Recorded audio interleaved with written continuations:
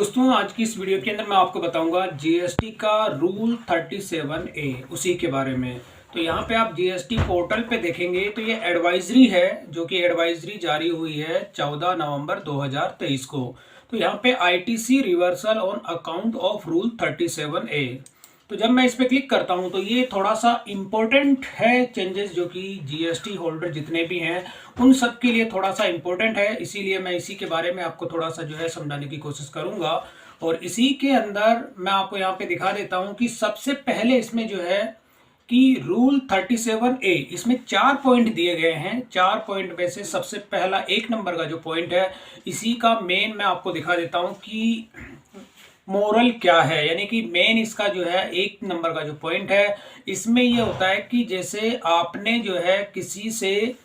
कोई भी आपका सप्लायर है जहां से कि आप अपना माल लेते हैं और लेने के केस में क्या होता है कि B2B इनवॉइस, यानी बेसिकली क्या होता है कि जब आप B2B इनवॉइस लेते हैं तो वहां पर क्या होता है कि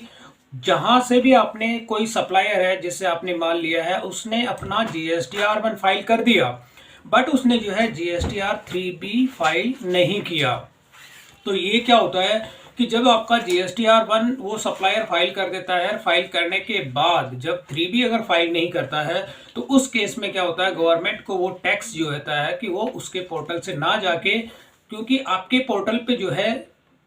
जो जीएसटी अमाउंट रिफ्लेक्ट करता है वो उसके 3B फाइल करने पर ही आपका फाइनल जो है वो रिफ्लेक्ट माना जाएगा। तो अब यहाँ पे क्या होता है कि कुछ ऐसे सप्लायर होते हैं जिन्होंने GSTR1 फाइल कर दिया और फाइल करने के बाद में GSTR2A के अंदर वो एंट्री आ जाती है और 2A के अंदर जब आप अपना 3B फाइल करते हैं तो उस केस में वो जीएसटी अमाउंट आपके पोर्टल पे आता है। आप अपनी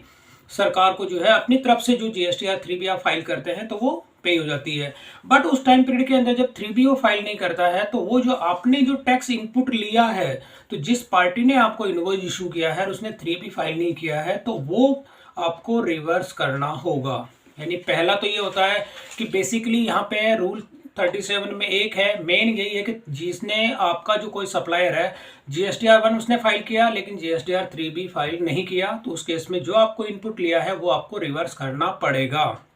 ये तो हो गया इसका फर्स्ट नंबर का।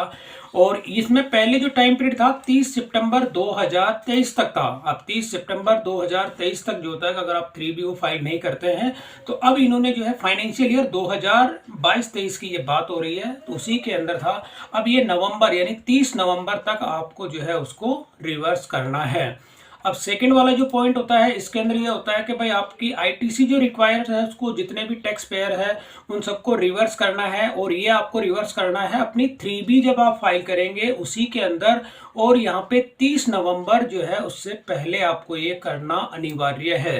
यानी कि अगर 30 नवंबर तक आप अपना GSTR3B जब फाइल करते हैं और अगर आपने जो आपने इनपुट लिया है अगर वो उसमें रिवर्स नहीं करते हैं तो उसके बाद जो है आपको 18% इंटरेस्ट के साथ में पे करना होगा। तो इसके एक्स्ट्रा चार्जेस भी आपसे लिए जाएंगे। ये चीज़ हो गया। अब थर्ड नंबर का जो पॉइंट है अब इसके अंदर ये होता है कि आपको जो है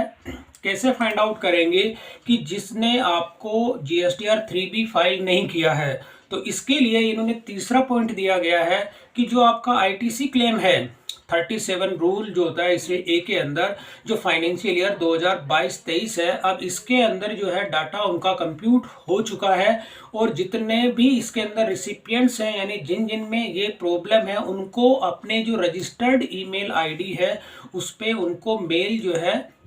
जीएसटी पोर्टल से जा चुकी है और जाने के साथ में उसमें जो जीएसटी अमाउंट है वो भी आपका उसके अंदर ईमेल के अंदर मेंशन है और वो चीज़ आपको कम्युनिकेट किया गया है कि पर्टिकुलर ये अमाउंट आपको 30 नवंबर से पहले आपको रिवर्स करना है। तो ये तीसरे पॉइंट का हो गया। अब चौथे नंबर का जो पॉइंट है ये इसमें ये बता रहा है कि आप जो अपना GSTR3B जब फाइल करेंगे तो इसमें जो आप रिवर्स करेंगे रिवर्स करने का क्या प्रोसेस है। तो इन्होंने साफ साफ लिखा है कि आपको टेबल नंबर 4B यानी आपके 3B के अंदर टेबल नंबर 4 है उसमें आपका B है, B के अंदर सेकंड नंबर का जो पॉइंट है उसके अंदर आपको वो रिवर्स अमाउंट एंटर करना है। तो ये तो हो गया कि ये चारों पॉइंट मैंने आपको इसके अंदर क्लियर करके बता दिए। अब पहला वाला जो मेन पॉइंट था मेजर यहाँ पे होता है कि आपका कोई भी सप्लायर होता है उसने अगर आपका GSTR1 फाइल किया है, लेकिन जीएसटीआर 3 भी उसने फाइल नहीं किया। तो इसको समझाने के लिए मैं आपको थोड़ा सा एक फाइल मैंने तैयार किया, उसी फाइल को मैं आपको बता देता हूँ। तो यहाँ पर वो फाइल है, अभी इस जैसे ये इस फाइल को मैं डाउनलोड कर लेता हूँ।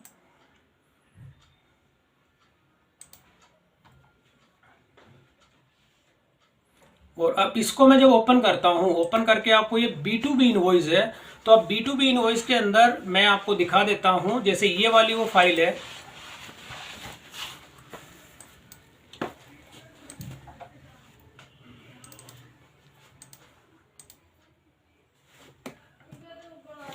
तो अब इस फाइल को समझने के लिए मैं आपको समझा देता हूं कि कोई भी जैसे सप्लायर है, अब सप्लायर के अंदर क्या होता है, B2B इनवॉइस जो है आपको फाइनेंशियल ईयर 2022-23 के अंदर जो है इशू किया गया था। और इसके अंदर आप देखेंगे 1 अप्रैल 2022 से लेकर 31 मार्च 2023 तक आपका फाइनेंशियल ईयर 2022-23 जो है चलता है। अब इसमें इनवॉइस की डेट मैंने एक एग्जाम्पल लिया है, एक डेमो लिया है, यानी कि 10 जून की जो है आपकी डेट होती है। और टैक्सेबल अमाउंट जो होता है यानी 50,000 का आपका इनवॉइस होता है, और इनवॉइस के अंदर 18% की आपकी जीएसटी होती है। और उसमें जीएसटी अमाउंट हो जाता है 9,000, यानी 50,000 पे 18% जो जीएसटी लगा के हो जाता है 9,000। टोटल आपका इनवॉइस हो जाता है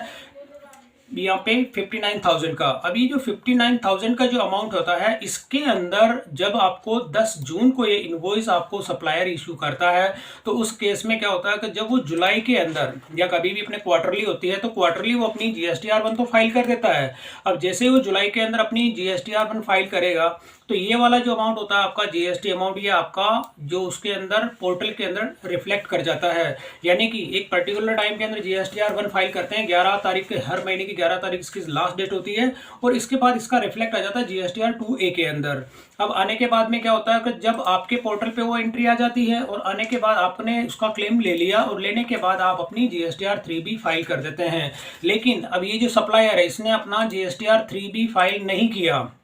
और नहीं करने के केस में, ये जुलाई मंथ की बात होती है या कोई सा भी मंथ हो सकता है रेंडमली, तो अब उस केस में जब इसने अपना जीएसटीआर 3B फाइल नहीं किया, तो सरकार को जो होती है कि जीएसटी पोर्टल पर ये जो अमाउंट मिलना था वो अमाउंट नहीं मिला। अब इस नहीं मिलने के केस में क्या होता है कि आपने अपनी जो 10 जून को आपको इनवॉइस ये इशू किया गया था, तो आपने इस इनवॉइस के अगेंस्ट अपनी जीएसटीआर 1 भी आपने फाइल कर दी, और जीएसटीआर 1 फाइल करने के बाद में आप अपनी जीएसटीआर 3B भी फाइल कर दी जुलाई मंथ के अंदर। अब जब जुलाई मंथ के अंदर आपने अपनी जीएसटीआर 3B फाइल करते हैं, तो उस केस में आपने जो इनपुट लिया है, यानी कि आपको इनपुट मिला है ये वाला 9,000, क्योंकि जीएसटीआर 1 जैसे सप्लायर फाइल करता है, तो उस केस में आपके पोर्टल पे एंट्री आ जाती है। और आप जब अपना जीएसटीआर 3B फाइल करते हैं, तो उस केस में आपके पोर्टल्स के जो 3B जब आप फाइल करते हैं, तो ये 9,000 का अमाउंट जो होता है कि आपके पोर्टल से निकल के जो आप फाइल करते हैं, तो उसमें वो अमाउंट पे हो जाता है पोर्टल पे। लेकिन अब यहाँ पर ये हो जाता है कि ये जो 9,000 आपने इनपुट लिया था, यानी आईटीसी क्लेम जब आपने लिया था, तो यहाँ पर सप्लायर ने वो 3B फाइल नहीं किया, तो 3B फाइल नहीं किया, और सितंबर तक का इसमें टाइम पीरियड था। अब सितंबर से बढ़ के अब ये नवंबर तक हो गया। अब जो होती है कि गवर्नमेंट क्या करेगी, इस सप्लायर को तो नोटिस जाएगा। अब मान के चलिए कि ये सप्लायर अगर इन फ्यूचर में कभी बाद में अगर 3B फाइल कर देता है, तो वो चीज़ भी आप इसमें रिवर्स ले सकते हैं। तो यहाँ पर ये 50,000 का जो अमाउंट है, इसी के अंदर आपका जो 9,000 का ये आपका जीएसटी अमाउंट है, ये आपको रिवर्स करना है जीएसटी पोर्टल पे, जब आप अपनी अक्टूबर मंथ की जो है जीएसटीआर 3B फाइल करेंगे। तो अब ये अमाउंट अगर आप चेंज कर सकते हैं, डेमो मैंने दिया था 50,000 की जगह मान के चलो अगर 25,000 का भी आपका अमाउंट होता है, और ये 25,000 के अंदर आपका कर दिया 4,500 का होता है। अगर जीएसटी का परसेंटेज भी मैं चेंज कर देता हूँ, जैसे 12% का होता है, तो यहाँ पर आप देखेंगे 25,000 पे 12% की अगर जीएसटी है, 3,000 इसका जो जीएसटी अमाउंट निकल के आ जाता है। तो यही अमाउंट आपको रिफंड करना होता है। यानी कि ये वाला क्या होता है कि 3B जब फाइल नहीं करते हैं, तो ये जो आपने इनपुट लिया है, ये आपको रिवर्स करना है अक्टूबर मंथ की जो आप ये जीएसटी 3B फाइल करेंगे उस केस में। तो ये मैंने एक डेमो बताया था आपको, ये सप्लायर का आया था ऊपर की एंट्री 3B फाइल नहीं करने पर, और ये B2B इनवॉइस होता है बायर का, यानी कि आपका अपना इनवॉइस जो होता है। अब ये यहाँ पर होता है कि जब आप 3B फाइल कर देते हैं, जो इनपुट आपने लिया है ये आपको रिवर्स करना है। अब रिवर्स आप कैसे करेंगे, इसका भी प्रोसेस मैं आपको बता देता हूँ। तो वापस मैं अपने जीएसटी पोर्टल पे आ जाता हूँ यहाँ पे, और मैं लॉगिन कर लेता हूँ अपना जीएसटी पोर्टल।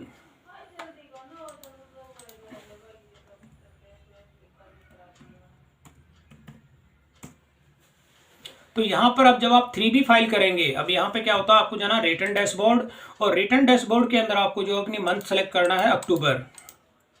और यहाँ पे सर्च, और यहाँ आपको जो होता है कि GSTR 3B ये टेबल आपको लेना है। जब आप इस पर क्लिक करेंगे तो रिवर्स करने के लिए मैंने आपको दिखाया था GST पोर्टल पे जो होता है, GST की मैं साइट पे जाके अगर होम पे आपको दिखा देता हूं तो उसमें टेबल बताई गई थी, वो टेबल ही मैं आपको यहाँ पे बताना चाह रहा हूं। तो यहाँ पे देखेंगे कि जब आप टेबल नंबर 4B2 यानी टेबल नंबर 4 के अंदर B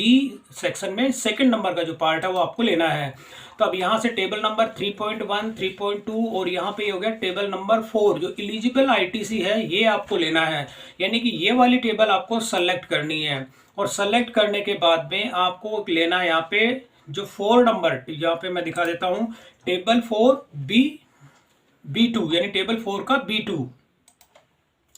तो टेबल 4 के अंदर आपको लेना है यहाँ पे B, ठीक है। बी के अंदर हो गया, देखो बी सेक्शन आप देखेंगे ITC रिवर्स, और इसके अंदर ये सेकंड नंबर का जो इसमें ऑप्शन दिया गया है अदर्स, और यहाँ पर आपको वो एंट्री फिल करनी है। क्योंकि मेरे यहाँ पे ये ऑप्शन अभी डिसेबल है, लेकिन जिन जिन का जो क्राइटेरिया जिस इसमें आता है, क्योंकि मेरा इस तरह का कोई भी ऐसा इनवॉइस नहीं है, क्योंकि मेरे पास GST पोर्टल से कोई भी इस तरह की कोई मेल नहीं आई है, तो यहाँ पर आपको वो एंट्री जो भी आपका अगर IGST होता है तो IGST की एंट्री करेंगे, सेंट्रल टैक्स होता है या स्टेट टैक्स होता है तो उसकी एंट्री आपको यहाँ पे जो टेबल नंबर 4 है 4B2 का या सेकंड नंबर का पार्ट है इसके अंदर आपको वो एंट्री करनी है। तो दोस्तों ये थोड़ा GST का इम्पोर्टेंट जो रूल था 37A मैंने आपको इसके अंदर बताया। तो यही जितने भी GST पेयर जो होल्डर होते हैं यानी टैक्स पेयर जितने भी होते हैं उन सब के लिए थोड़ा सा इम्पोर्टेंट है कि जो भी कहीं से भी अगर आप माल का सप्लाई लेते हैं तो वहाँ पे अगर आपने GSTR 1 उन्होंने फाइल किया है और 3B फाइल नहीं किया गया तो उस केस में आपको जो ITC आपने लिया है वो रिवर्स करना होगा 30 नवंबर से पहले पहले। अगर उसके बाद आप करते हैं तो आपको एक्स्ट्रा चार्ज भी पे करने पड़ेंगे। तो दोस्तों ये GST से रिलेटेड कुछ वीडियो था। तो अगर आपको वीडियो पसंद आई तो इसे लाइक और शेयर जरूर करें और मेरे चैनल को सब्सक्राइब करना ना भूलें।